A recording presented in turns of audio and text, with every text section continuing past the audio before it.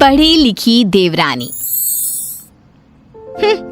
अगर आज मैं भी पढ़ी लिखी होती तो मैंने मोहल्ले में हो रहे कंपटीशन को जीत लिया होता और अच्छी खासी मोटी रकम जीतकर आपके हाथ में थमाई होती। माँ बड़ बोली, ज्यादा मत बोल।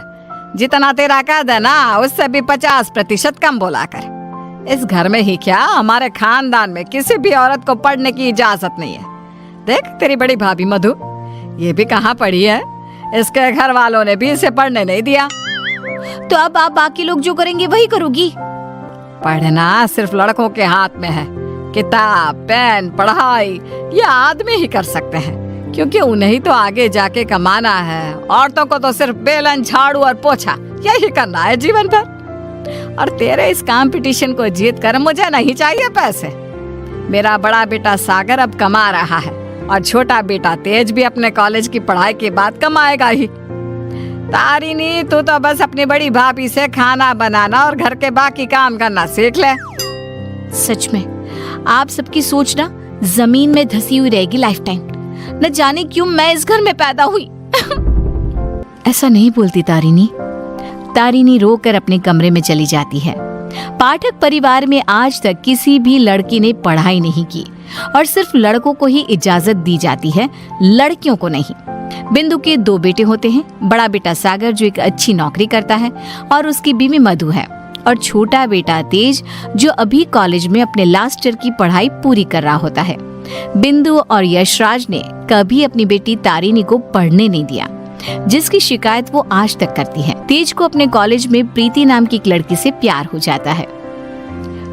प्रीति, वो दरअसल मुझे ये बात तुमसे बहुत समय से कहनी है।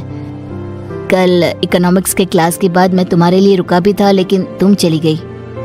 बोलो ना तेज, क्या हुआ, क्या कहना है तुम्हें? प्रीति, मुझे तुमसे प्यार हो गया है। क्या तुम मुझसे शादी करोगी? देखो, हम पिछले 5 साल से एक दूसरे को जानते हैं। आई नो तेज, जैसे तुमने अपने जज्बातों को मन में छुपा के रखा, वैसे मैंने भी छुपाया। मैं भी तुमसे प्यार करती हूँ, लेकिन मैं तुमसे शादी कैसे कर पाऊंगी? क्यों? कौन रोक रहा है हमें? जहाँ तक मुझे पता है हमारे शहर में लड़कियों को पढ़ने नहीं देते, ना ही पढ़ी लिखी लड़कियों से शादी करवाई जाती है। तुम्हारी बहन तारिणी भी नहीं पढ़ पाई ना अब तक। आई नो, फिर तुम्हारी माँ कैसे मानेंगी? तुम इस सब की चिंता मत करो। I'll fix that all। बस भरोसा और हिम्मत रखो। तेज घर जाकर अपने माता पिता बिंदु और यशराज से बात करता है इस बारे में, और प्रीति के बारे में जानकर बिंदु और यशराज कहते हैं, हैं? तू बोरा गया है क्या लल्ला? देख, ये सब हमारे घर में ही नहीं, राज घरानों में भी होता है। अब प्रीति के माँ बाप होंगे फिर फुरी, लेकिन हम नहीं। हाँ बेटा, ये शादी कतई नहीं हो सकती। शादी में लड़का आगे और लड़की पीछे होती है। वैसे ही जीवन में भी पत्नी पति से 1 कदम पीछे ही होनी चाहिए। ठीक है, अगर आप लोगों को ये सही लगता है तो मैं भी वही करूँगा जो मुझे सही लगता है। अब आप सब मेरा मरा हुआ मुंह ही देखोगे। गंगाजल तैयार रखिएगा। हाय हाय लल्ला, ये तू क्या बोले जा रहा है? पागल हो गया है क्या? तेज अपनी जिद से पीछे नहीं हटता और वो पूरे 1 महीने तक बिंदु, यशराज और अपने बड़े भाई सागर को मनाने में ही लगा रहता। तब कहीं जाकर कुछ महीनों बाद वो सब राजी होते हैं और कॉलेज की पढ़ाई खत्म होते ही 1 साल बाद तेज और प्रीति की शादी हो जाती है। लेकिन बिंदु, यशराज और सागर अब भी इस शादी से थोड़े से नाखुश ही होते हैं। जब घर के सभी आदमी खाना खाने बैठते हैं तब प्रीति भी उनके साथ खाना खाने के लिए बैठती है। तभी, अरे ओ अकल की अंधी, पागल हो गई है क्या? अरे माना कि तुम एक पढ़ी लिखी लड़की हो, लेकिन इसका मतलब ये तो नहीं ना कि घर के और ससुराल के तौर तरीकों का पालन भी ना किया जाए। खाना पहले घर के आदमी खाते हैं और फिर औरतें खाती हैं, दोनों एक साथ नहीं बैठे, समझ गई? लेकिन मम्मी जी, ऐसा क्यों? मेरा मतलब खाना तो सबका एक ही होता है ना, तो सब अलग अलग बैठकर क्यों खाए?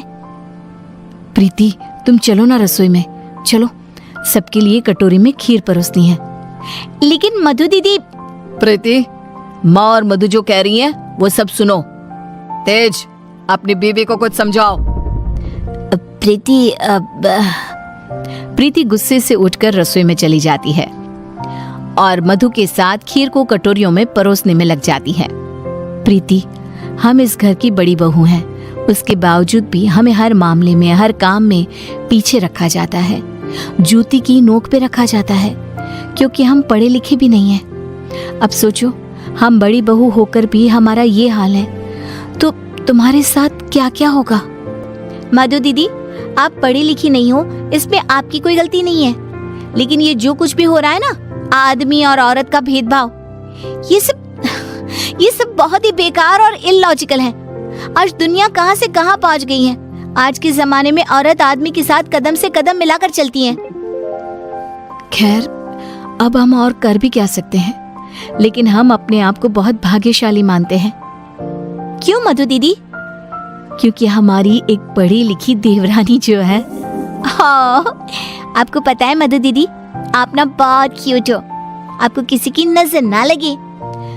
जब सभी हॉल में एकत्रित होते हैं, तभी बिना घूंघट ओढ़े प्रीति को देखकर, प्रीति बहू, अब क्या तुम्हारे लिए दीवार पर बड़े अक्षरों में इस घर के तौर तरीके लिखवा दिए जाए हैं? अब क्या किया मैंने?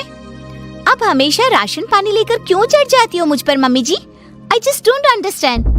प्रीति बहू, आज तुम बगैर घूंघट के दिख गई हो। आइंदा से अगर ऐसा बिना घूंघट के दिखी ना, तो मुझसे बुरा कोई नहीं होगा। मधु बहू को देखो, सोते समय भी घूंघट ओढ़े ही सोती है, नींद में भी ये हमारे आदेशों का पालन करती है।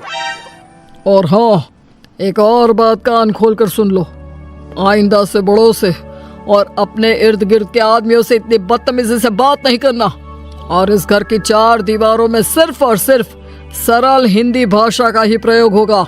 अंग्रेजी भाषा नहीं गूंजनी चाहिए। तेज, अपनी धर्म पत्नी को समझा कर रख। प्रीति निराश हो जाती है और अपने कमरे में चली जाती है। रात में वो तेज से कहती है, तेज, ये सब क्या हो रहा है? तुम्हारे घर वाले इतने पागल कैसे हो सकते हैं? अगर मुझे ये अंदर की बातें पता होती ना, तो मैं कभी तुमसे शादी नहीं करती। I married you just because तुमने कहा कि तुम्हारे घर वालों को मुझसे कोई ऑब्जेक्शन नहीं है। हाँ, तो वही हुआ ना। वो कुछ बोले क्या तुम्हारी पढ़ाई लिखाई पर? अब बाकी कुछ रूल्स रेगुलेशंस है घर की लड़कियों और बहुओं के लिए, अब उन्हें तो फॉलो करना ही होगा ना। आई नो वो थोड़े बहुत गलत है, लेकिन अब हम और कर भी क्या सकते हैं। एक दिन जब यशराज दूध वाले का हिसाब कर रहा होता है, तभी ये 3 हफ्ते जुलाई महीने के और 2 हफ्ते अगस्त के, तो कुल मिलाकर पूरे हुए। अरे बिंदु, जरा हमारे ड्रॉअर में से कैलकुलेटर तो लेकर आना। जी अभी लाती हूँ। बिंदु कैलकुलेटर लाती है और तभी प्रीति भी वहाँ आती है और यशराज को हिसाब करते देखती है। ओफो, ये कैलकुलेटर चल क्यों नहीं रहा? मैं हिसाब कैसे करूँगा? 5 हफ्तों का हिसाब मिलाया जाए तो बनते हैं 680 रुपए, क्योंकि हमने 3 रविवार और 4 मंगलवार को दूध नहीं लिया था रघु भैया से, तो उस हिसाब से यही हिसाब बनता है। मैंने अपने माइंड में ही 1 मिनट में कैलकुलेट कर दिया है। प्रीति बहू, तुझे 1000 बार कहा है ना, रसोई में ही रहा कर। अरे आदमियों के काम में क्यों हर बार अपनी टांग अड़ाने आ जाती है? आइंदा से ये हिसाब किताब वाले काम में तू बिल्कुल भी ध्यान नहीं देगी। चल दफा हो यहाँ से अब। न जाने कौन सी घड़ी थी वो जब तेज को इससे प्यार हुआ। बेवकूफ है हमारा बेटा। इस तरह फिर से प्रीति को चुप कराकर रसोई में भेज दिया जाता है। कुछ दिनों बाद प्रीति जब बाजार से घर लौटती है, तब वो घर पर सबको मधु पर चिल्लाते हुए देखती है और मधु बेचारी फूट फूट कर रोई जा रही थी। सब तुम्हारी गलती है, तुम्हारी वजह से ही मैं बाप नहीं बन सकता कभी।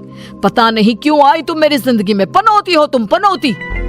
लेकिन सागर जी, डॉक्टर साहब ने कहा है कि आपके अंदर कुछ मेडिकल इश्यूज है, जिसकी वजह से आप कभी बाप नहीं बन पाएंगे। अब इसमें हमारी क्या गलती है? ओए मधु, ज्यादा ऊंची आवाज से बात मत कर। वही तो।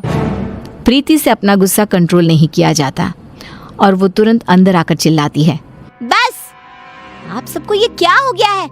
जब डॉक्टर ने कहा है कि कमी सागर भैया में है, तो मधु दीदी को क्यों सुनाना? वो क्यों सहे?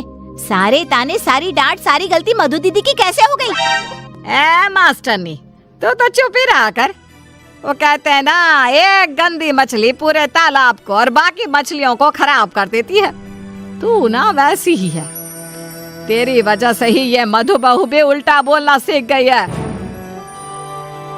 नहीं माँ, ये सरासर गलत है। गलती सागर भाई की है। नहीं, मधु में ही कोई दोष है। हमारे बेटे सागर में कोई दोष हो ही नहीं सकता। ये मनहूस मधु कुंडली मारकर बैठ गई है हमारे सागर के जीवन में। मधु दीदी, ये आपके हाथ पाँव पर निशान कैसे? बोलिए। सागर जी ने हमें बहुत मारा प्रीति, हमें बचाओ इन सब से, ये सब बहुत बुरे हैं। मधु प्रीति के गले से लिपटकर रोए जा रही थी। सागर गुस्से में आकर मधु पर हाथ उठाने जा रहा था कि तभी प्रीति उसके पास जाकर उसका हाथ पकड़कर मोड़ देती है। मेरा हाथ। एक आदमी अगर गुस्से में शैतान बन जाए तो एक औरत क्रोध में काली का रूप धारण कर लेती है। समझ गए सागर भैया? और आप सब, अरे एक बार ध्यान से सोचिए, दिल से सोचिए ना।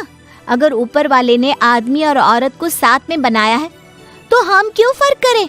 क्यों औरतें आदमियों से पीछे रहे?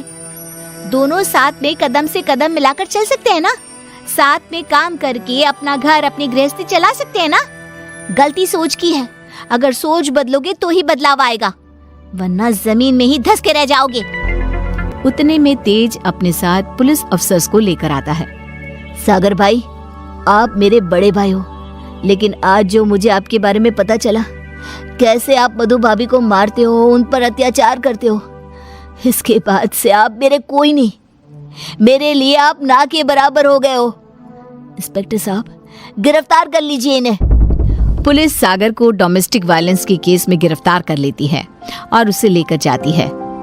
माँ, पापा, प्रीति और मैंने फैसला कर लिया है कि हम अब इस घर में और नहीं रहेंगे और अकेले किसी शहर में जाकर रहेंगे।